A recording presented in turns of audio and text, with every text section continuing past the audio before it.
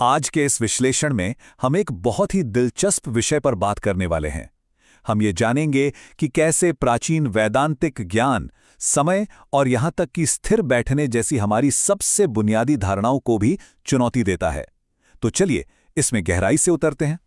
चलिए एक बहुत ही गहरे सवाल से शुरू करते हैं जो स्वामिनी जी ने उठाया है। समय ये आ रहा है या जा रहा है? हम सब अपनी रोजमर्रा की जिंदगी में ये शब्द इस्तेमाल करते हैं, पर क्या हमने कभी इस तरह से सोचा है? और इसका जवाब हमारी सोच को पूरी तरह से पलट देता है। वेदांत कहता है कि समय न तो आ रहा है न जा रहा है, क्योंकि असल में केवल वर्तमान का क्षण ही है।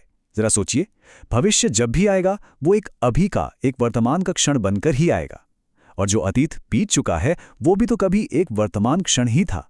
बस यही एक विचार इस पूरे विश्लेषण की नींव है। तो चलिए अब पहले प्रमुख हिस्से में चलते हैं और ये समझने की कोशिश करते हैं कि समय का जो अनुभव हम हर रोज करते हैं वो शायद सिर्फ हमारे मन की एक रचना हो सकता है। हम सब समय को कैसे समझते हैं?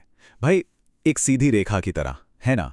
अतीत पीछे छूट गया, भविष्य आगे आने वाला है और हम अभी बीच में कहीं हैं। और ये हमारे जीवन को चलाने के लिए, काम करने के लिए एक बहुत ही उपयोगी तरीका है। लेकिन वेदांत एक सवाल पूछता है, क्या यह सच में वास्तविकता है या सिर्फ हमारे मन का बनाया हुआ एक नक्शा? यहां पर वेदांत एक बिल्कुल अलग ही कहानी बताता है।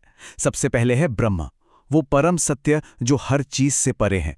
फिर उससे एक भ्रामक शक्ति जिसे माया कहते हैं वो उभरती है। यही माया मन को जन्म देती है और फिर इसी मन से समय और स्थान जैसी अवधारणाएं पैदा होती हैं। मतलब समय और स्थान इस सृष्टि के मूल में नहीं है, बल्कि ये तो हमारे मन की ही उपज है। और इसका सीधा सा मतलब ये हुआ कि हमारी पूरी दुनिया का जो ढांचा है वो हमारे मन पर टिका है। अगर मन ना हो तो समय और स्थान का कोई अस्तित्व ही नहीं बचेगा। एक पल रुककर इस विचार की गहराई को महसूस कीजिए।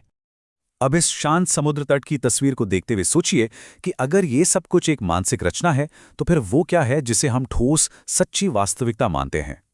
ये एक बहुत ही शक्तिशाली कथन है जो वेदांत के पूरे सार को एक वाक्य में समेट लेता है। इसका मतलब है कि अतीत की यादें हों या भविष्य की चिंताएं, वो सब इसी एक पल में, अभी में मौजूद हैं। इस अनंत ब्रह्मांड का हर कोना यहीं और अभी सुलग है। ये सच में एक क्रांतिकारी विचार है। तो इस अभी में इतनी शक्ति क्यों है? क्योंकि हमारी आत्मा, हमारा जो असली स्वरूप है, वो समय और स्थान के बंधनों से आज़ाद है। कोई भी आध्यात्मिक साधना कल पर नहीं टाली जा सकती, वो सिर्फ अभी में ही हो सकती है।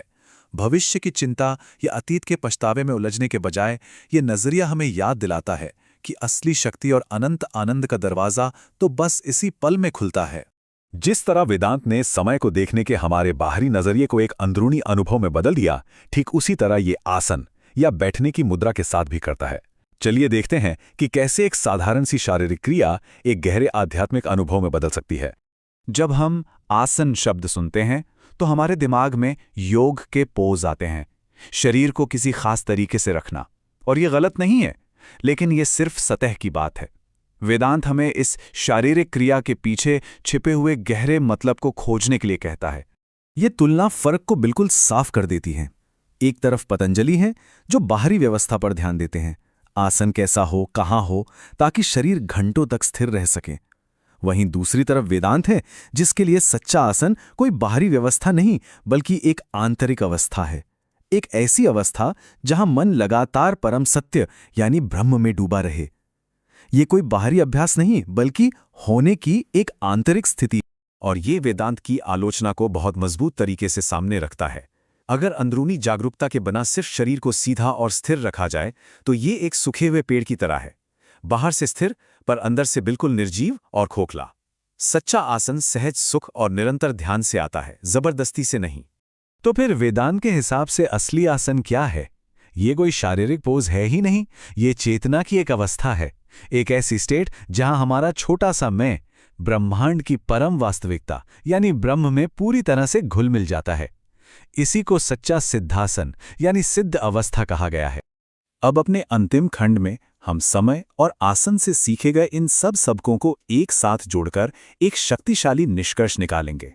ये स्लाइड दोनों अवधारणाओं में हो रहे बदलाव को एक साथ दिखाती है। यात्रा एक ही है, बाहर से भीतर की ओर। समय को गिनने और नापने के बजाय हम वर्तमान क्षण में जीते हैं। शरीर को किसी पोज में साधने के बजाय हम अपनी आत्मा में स्थित होते हैं। और ये सिर्फ कोई फिलॉसफी या किताबी ज्ञान नहीं है। ये जीवन जीने के तरीके में एक बहुत बड़ा, एक मौलिक बदलाव का प्रस्ताव है।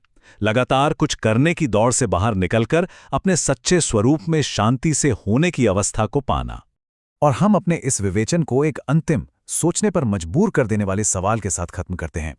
अगर हमारी सबसे बुनियादी चीजें, जैसे समय और स्थान, जिन्हें हम अपनी दुनिया का आधार मानते हैं, वो केवल हमारे मन की रचनाएं हैं, तो हमारी वास्तविकता के और कौन-कौन से हिस्से हैं जो शायद सिर्फ हमारे मन में ही मौजूद हैं?